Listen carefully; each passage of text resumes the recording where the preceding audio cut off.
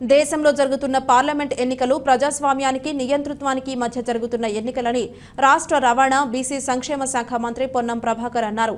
శనివారం రాత్రి రాజన్న సిరిసిల్ల జిల్లా బోయినపల్లి మండల కేంద్రంలో జరిగిన ఎన్నికల ప్రచారంలో కాంగ్రెస్ అభ్యర్థి వెలిచాల రాజేందర్ రావుతో కలిసి పాల్గొన్నారు. ఈ సందర్భంగా ఆయన మాట్లాడుతూ ఈ ఎన్నికల్లో బీజేపీ గెలిస్తే రాజ్యాంగాన్ని మారుస్తుందని ఆరోపించారు. బండి సంజయ్, బోయినపల్లి వినోద్ కుమార్లు ఎంపీలుగా ఉన్నప్పుడు కరీంనగర్ కు చొప్పదండి నియోజకవర్గానికి ఏమీ చేయలేదని, సీఎం కేసీఆర్, వినోద్ కుమార్లు ఇద్దరు ఈ మండలానికి అల్లులని అయినప్పటికీ మండల అభివృద్ధికి ఏమీ చేయలేదని అన్నారు.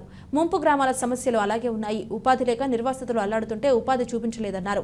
ఈ సమావేశంలో చొప్పదండి, మానకొండూరు ఎమ్మెల్యేలు మేడిపల్లి సత్యం, కవ్వంపల్లి సత్యనారాయణ, బీసీసీఎల్ జిల్లా అధ్యక్షులు కూస రవీందర్, ఎంపీపీ పర్లపల్లి వేణుగోపాల్, మాజీ డీసీఎంఎస్ చైర్మన్ ముదుగంటి సురేందర్ రెడ్డి, మండల అధ్యక్షులు వన్నెల రమణారెడ్డి, బ్లాక్ కాంగ్రెస్ బాలగొని శ్రీనివాసులు ఉన్నారు. శ్రీరామచంద్రుని పేరు మీద ఓట్లు దండుకునేటానికి శ్రీరాముని ఫోటో పెట్టి అందరి ఇండ్ల గోడల మీద స్టాంపులు వేసి శ్రీరామచంద్రుని మీద ఓట్లు అడుగుతున్నారు.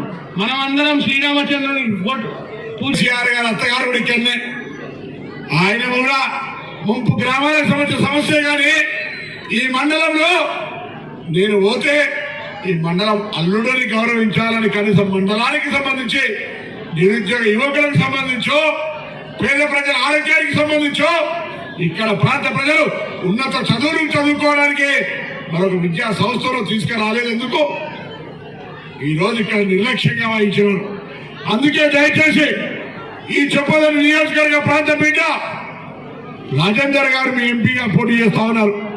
బోయినపల్లి మండలానికి సంబంధించిన వాళ్ళందరూ కూడా దయచేసి ఒక్కసారి ఆలోచన చేయండి. ఇలా మేడిపల్లి సత్యం చేతుల్ని బలోపేతం చేయాలంటే కాంగ్రెస్ పార్లమెంట్ సభ్యుడు ఉంటే మరింతగా చేసే అవకాశం ఉంటుందనే మాట మనం చేస్తా ఉన్నా.